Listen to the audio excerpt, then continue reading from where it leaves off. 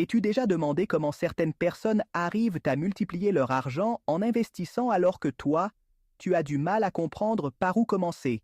La bourse peut sembler compliquée, réservée aux experts ou aux millionnaires. Mais ce n'est pas le cas. Dans cette vidéo, je vais t'expliquer ce qu'est la bourse, comment elle fonctionne, et surtout, comment tu peux commencer à en profiter en partant de zéro. Reste jusqu'à la fin car je vais te donner un conseil pratique qui pourrait changer ta façon de voir tes finances. Qu'est-ce que la bourse? La bourse est un marché mondial où l'on achète et vend des actions, qui représentent de petites parts de propriété d'entreprise. C'est comme un marché traditionnel, mais au lieu de produits physiques, on y échange des actifs financiers. Les entreprises qui ont besoin de capitaux vendent des actions pour financer leur croissance, et les investisseurs achètent ces actions dans l'espoir qu'elles prennent de la valeur. Imagine un café local qui veut s'agrandir. Si le café vend des actions, tu peux en acheter une et devenir associé. Maintenant, si ce café se développe et génère plus de bénéfices, la valeur de ton action augmente également. C'est la même chose pour des géants comme Apple ou Amazon, dont les actions sont disponibles sur les marchés boursiers reconnus. Avec cette idée en tête, explorons comment fonctionne la dynamique d'achat et de vente au sein de la bourse. Comment fonctionne la bourse?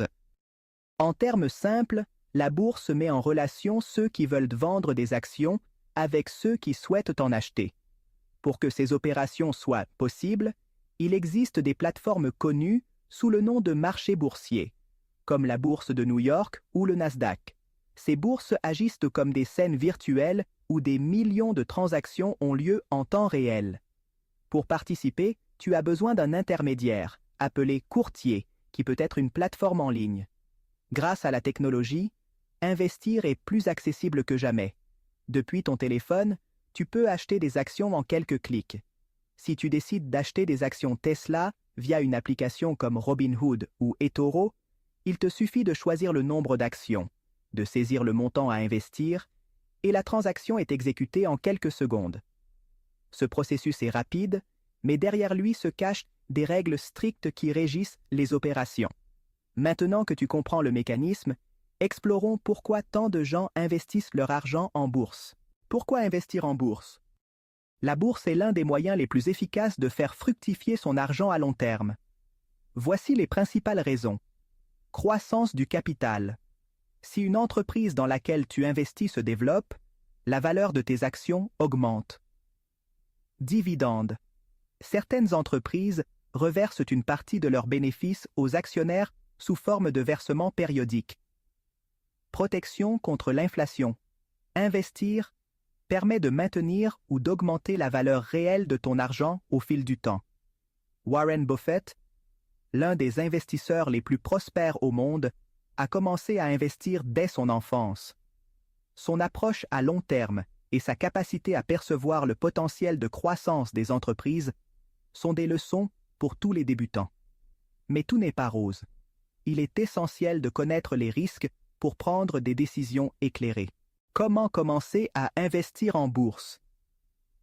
La première étape pour investir est d'ouvrir un compte auprès d'un courtier. Un courtier est un intermédiaire qui te permet d'acheter et de vendre des actions.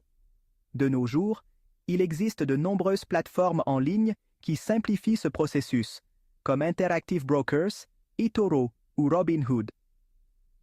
Étape 1. Définisse tes objectifs. Avant d'investir, demande-toi, pourquoi veux-tu investir? Est-ce pour la retraite, l'achat d'une maison ou simplement pour faire fructifier tes économies? Avoir un objectif clair t'aidera à choisir les bonnes stratégies. Étape 2. Connais ta tolérance au risque. Tous les investissements ne se valent pas. Les actions de grandes entreprises sont généralement moins volatiles que celles de jeunes pousses technologiques. Si les baisses du marché te font peur, il vaut peut-être mieux commencer par des placements plus sûrs, comme les fonds indiciels, qui répliquent la performance de tout un marché et offrent une diversification automatique. Étape 3. Apprends les bases avant d'investir de l'argent réel. Prends le temps de comprendre les concepts clés tels que la diversification, le ratio court-bénéfice, PER, et la différence entre l'investissement à court et à long terme. Il existe de nombreux cours et ressources gratuits pour les débutants. Exemple. Supposons que tu souhaites investir dans des entreprises technologiques, mais que tu ne saches pas laquelle choisir. Au lieu d'acheter des actions individuelles, tu pourrais investir dans un fonds indiciel qui comprend les principales entreprises technologiques, telles qu'Apple, Microsoft et Google. Cela réduit le risque en répartissant ton investissement entre plusieurs entreprises.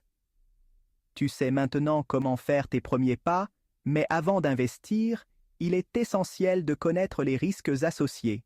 Les risques d'investir en bourse. La volatilité et l'incertitude font partie du jeu. Voici les risques les plus courants. Volatilité du marché. Les prix peuvent fluctuer fortement, à la hausse comme à la baisse.